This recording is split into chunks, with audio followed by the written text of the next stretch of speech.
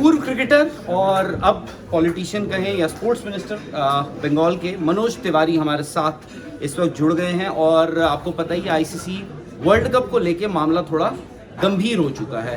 क्यों? क्योंकि Bangladesh cricket board अब एक तरह से ब्लैकमेल कर रहा है, आर्म ट्विस्ट कर रहा है इंडियन क्रिकेट बोर्ड को, कह लीजिए बीसीसीआई को या फिर आईसीसी को। अब आपको सिचुएशन पूरी पता है मनोज कि क्या चल रही है। अब ये जो ब्लैकमेल है इसका जवाब कैसे दिया जाए? क्योंकि वो कह रहे हैं कि भाई हमें इंडिया नहीं आना है अभी ये वर्ल्ड कप खेलने, हमारे जितने भी मैचेस हैं वो आप सीधे श्रीलंका कर दीजिए। अब ये आपसे इसलिए मैं सवाल पूछ रहा हूँ, एक तो आप बंगाल के स्पोर्ट्स मिनिस्टर हैं, दूसरे बांग्लादेश के 4 में से शुरुआती 3 मैचेस जो हैं वो ईडन गार्डन्स यानी कलकत्ता में खेले जाएंगे। देखिए, मैंने पहले भी कहा था जब पहलगाम इंसिडेंट हुआ था वहाँ पे मैंने यही अपना राय दिया था कि पाकिस्तान के साथ खेलना नहीं चाहिए।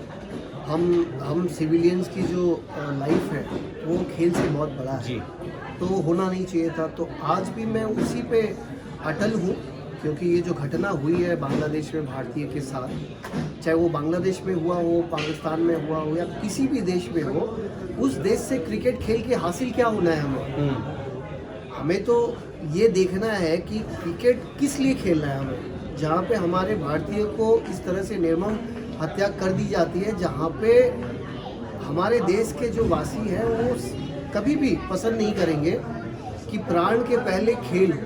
तो मेरा यही बयान है कि नहीं होना चाहिए। और केंद्र सरकार जो है, ऑब्वियस सी बात है, उन्हें बात करनी चाहिए बीसीसीआई से, और बीसीसीआई को साथ में लेके आईसीसी से भी बात करना चाहिए, क्योंकि आईसीसी का टूर्नामेंट होने वाला है और आईसीसी के जो अध्यक्ष हैं वो कहीं ना कहीं हमारे है पॉलिटिक्स से ही जुड़े हुए हैं। हालांकि वो बहुत अच्छा काम कर रहे हैं जब से वो बीसीसीआई का कमान उन्होंने पकड़ा है, काबिल तारीफ है। लेकिन कुछ बोल्ड डिसीजंस हमारे देशवासियों के लिए लेना चाहिए, और मैंने पहले भी कहा था, अभी भी कहा है, चाहे वो ईडन गार्डन्स में 3 मैच हो या अहमदाबाद में हो या कहीं पे भी हो, नहीं होना चाहिए। आप कह रहे हैं कि बांग्लादेश जो मांग रही है उनको दे दिया जाए कि आप अपने 3 मैचेस या 4 मैचेस। नहीं, मैं वो नहीं कह रहा हूँ। आप कह रहे हैं उनको बाहर ही कर दिया? हाँ, बाहर ही कर दिया जाए। मैं ये कह रहा हूँ कि आईसीसी को एक सोच से आना है। बहुत सारी तो आपके रूल्स एंड रेगुलेशंस में होंगे तो आप दिखा सकते हो। मेरे ख्याल से अगर रूल्स बुक्स में जाएंगे तो ये उन लोगों का ऊपर है कि अपना दिमाग लगाएं। उन लोगों को किसी न किसी कारण से आप आईसीसी में पार्टी ना लेने दें जी।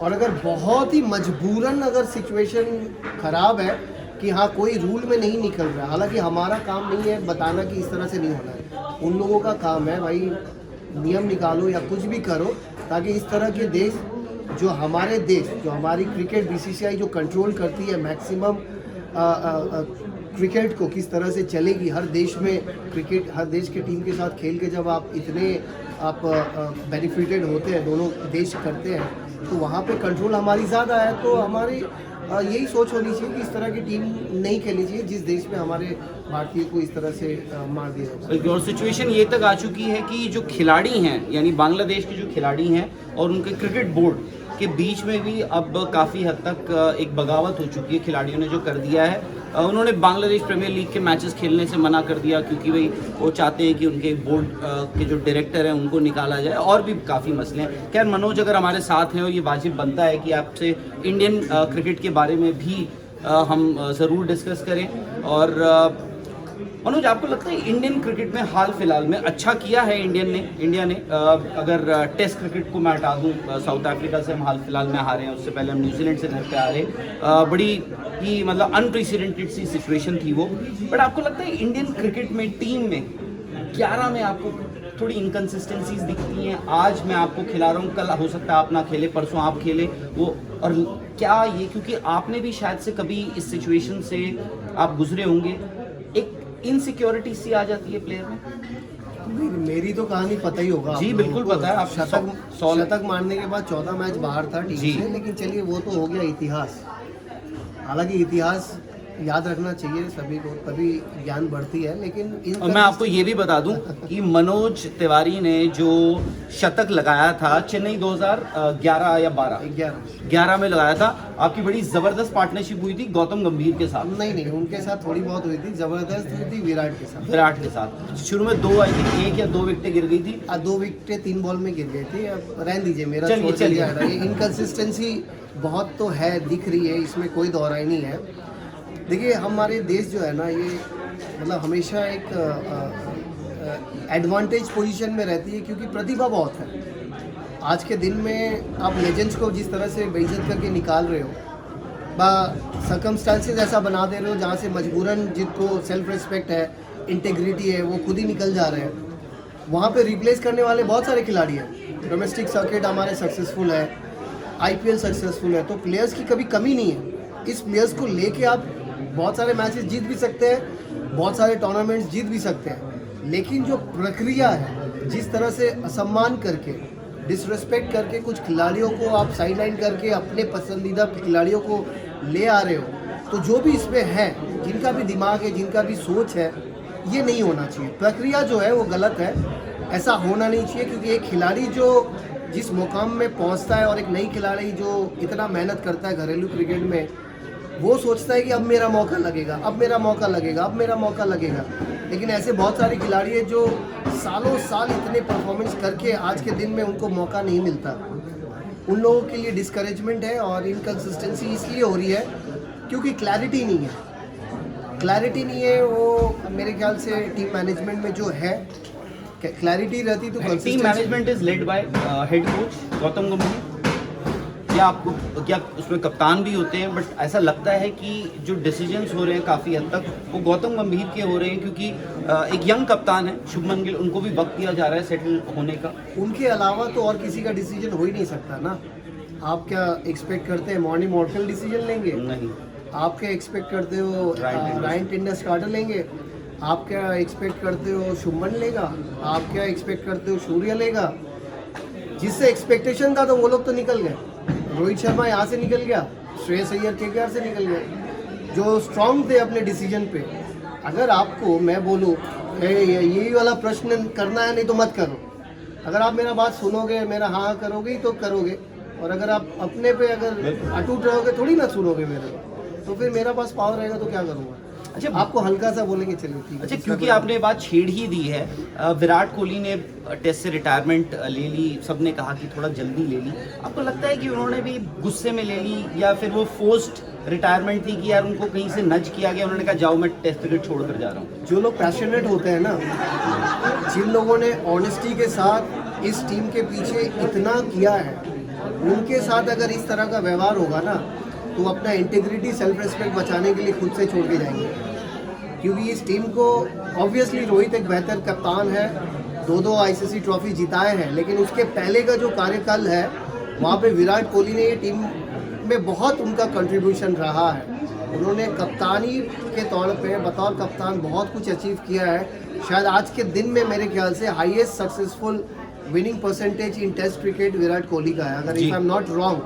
लेकिन उसके बाद रोहित शर्मा जिस तरह से प्लेयर्स के कप्तान बन के उभर के आके चैंपियंस ट्रॉफी जीता है, और ये दिखता है मतलब दिखता है स्क्रीन पे रोहित के साथ प्लेयर्स का रहना, व्यवहार, हंसी, रैपो, ये देख के पता लगता है यार टीम का कप्तान ही है, टीम का नहीं पूरा देश का कप्तान। तो आप कह रहे हैं कि 2027 के वर्ल्ड कप के लिए भी आप रोहित को एज कप्तान कंसिडर कर सकते थे, या रहना ही चाहिए था? और क्या, रहना ही तो चाहिए। अब तो नहीं बदले ना? अभी तो नहीं बदले, लेकिन अभी भी मेरा दरख्वास्त यही रहेगा, उसके बिना भी अगर किस्मत साथ दे शुभमन गिल की किस्मत को, तो जीत सकते हैं बतौर कप्तान, बतौर वो, इसमें कोई दौराई नहीं है। लेकिन मैं हमेशा ये देखता हूँ कि परसेंटेज किस कप्तान के साथ ज़्यादा है जीतने का। शुभमन के साथ परसेंटेज हो सकता है 60% हो, लेकिन रोहित शर्मा की कप्तानी में आपको 85% तो गारंटी था कि जीता के देंगे। तो परसेंटेज वाला सोच के नहीं लेना चाहिए था। इसीलिए मैं उस समय भी कहा था कि BCCI के अध्यक्ष को, जो थे वहाँ पे सेक्रेटरी जयशाह जब थे ICC जाने से पहले, या ICC में थे जो है डिसीजन मेकर्स है, उनको इंटरवीन करके ये डिसीजन नहीं लेने देना चाहिए था। तो मेरे ख्याल से जो हो गया अब देखें, अब समय ही बताएगा कि क्या होना।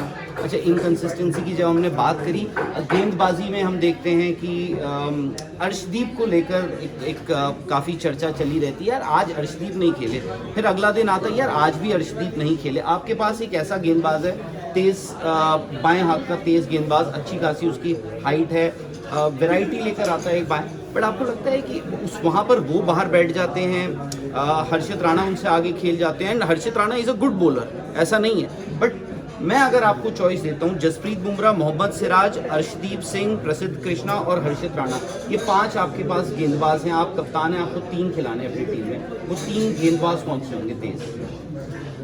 इसमें कोई रॉकेट साइंस नहीं है। आप हमेशा बतौर कप्तान यही चाहते हो कि आपके हाथ में वेरिएशंस होनी ज़रूरी है। आपने सही कहा, वेरिएशन।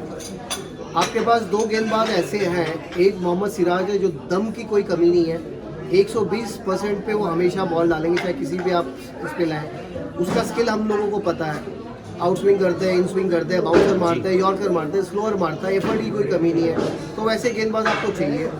बुमराह जब आपके पास है, कभी भी किसी मोड़ पे आके मैच जिता देंगे।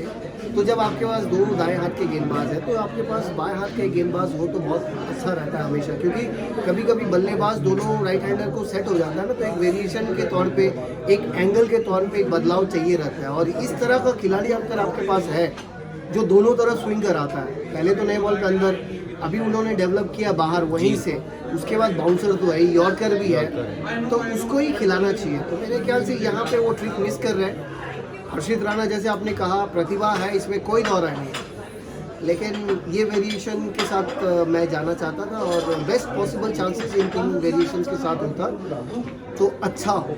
चलिए, जाते जाते मनोज, वैसे काफ़ी देर से यहाँ पर मीडिया से बात कर रहे हैं, जाते जाते मेरा एक सवाल आपसे, तेज़ गेंदबाजों की बात हो रही है, मोहम्मद शमी बंगाल से खेलते हैं, आपकी उनसे कोई बात हुई हो हाल फिलहाल में लक्ष्मी रतन शुक्ला से, कि क्या चल रहा है? वो भी काफ़ी नाखुश होंगे आज के माहौल को देखते हुए कि उनको वो जो आपने कहा ना इज्जत की बात होती है, कभी कभार आपको सामने से क्या बोला जा रहा है, आप खेल रहे हैं नहीं खेल रहे हैं, सिलेक्शन है या नॉन सिलेक्शन, बट कन्वे। देखिए, इससे बात करके जाने की तो ज़रूरत ही नहीं है, ये तो दिख ही रहा है क्या हो रहा है, क्योंकि मोहम्मद सामी स्टेटमेंट दे रहे हैं मैच खेलने के बाद, सिलेक्टर्स के खिलाफ ही बोल रहे हैं, लिटरली मैनेजमेंट के खिलाफ ही बोल रहे हैं। और उससे पहले चीफ सिलेक्टर ने कहा, अपना राय दिया, उन्होंने अपनी टिप्पणी दी, तो ये तो चल ही रहा है। और मोहम्मद सामी पूरा डोमेस्टिक सीजन खेला है, तो वो चिल्ला के कह रहा है मैं जब डोमेस्टिक क्रिकेट में फिट हूँ, तो मुझे फिटनेस के कटघरे में क्यों डाल रहे हो, और ये तो कारण नहीं हो सकता मुझे बाहर करने का, तो कारण शायद कुछ और ही है, वो मैं कहना नहीं चाहूँगा, आप गैस कर रहे हैं, सब कुछ मैं ही बोलूँगा, तो आप लोग क्या गैस कर रहे हैं? चलिए मनोज, बहुत बहुत शुक्रिया। और जैसे हम बात करते हैं कि मनोज अक्सर जो बोलते हैं बड़ा सीधा बोलते हैं, आपको अच्छा लगे या बुरा लगे, और साथ ही मैं आपको बता दूं, Manoj beyond reach premier league, एक टेनिस बॉल क्रिकेट सीरीज़ कह लीजिए, टूर्नामेंट कह लीजिए, उसके साथ जुड़े हैं। आज दिल्ली में उसी वजह से वो मौजूद है, और उनके साथ काफ़ी सारे और भी सितारे थे, उनके पुराने टीममेट्स आकाश चोपड़ा, रॉबिन उत्तपा भी थे, और साथ ही काफ़ी सारे भोजपुरी स्टार्स भी थे। आपके नेम से मनोज तिवारी जी, हाँ, द पॉलिटिशियन, वो भी मौजूद थे। हमारे विरोधी दल के हैं, लेकिन ठीक है, आज मिल के अच्छा लगा, क्योंकि मुझे याद है जब मैं पॉलिटिक्स में नहीं था, तो वो मेरे घर पे आए थे मेरे बड़े भाई के माध्यम से, तो वो याद ताज़ा हो गई, और अच्छा लगा, मंच शेयर किया सभी के साथ। और beyond reach premier league main कारण है आने का, और ये एक प्रतिभा को उभार के लाने वाला एक प्लेटफॉर्म है। आशा करता हूँ यहाँ से बहुत सारे खिलाड़ी निकल के आएंगे, और ये जो लीग है उसको सफलता मिलेगी। चलिए मनोज, बहुत बहुत शुक्रिया, thank you very much, and wish you all the best. Thank you. Sports तक पर आपको न सिर्फ खबरें मिलेंगी, बल्कि आपका ओपिनियन भी मैटर करता है। ये आप ही का मंच है, आइए बताइए भारतीय क्रिकेट टीम से आप क्या उम्मीद करते हैं। रहिए स्पोर्ट्स तक के साथ, सब्सक्राइब कीजिए स्पोर्ट्स तक को यूट्यूब और फेसबुक पर।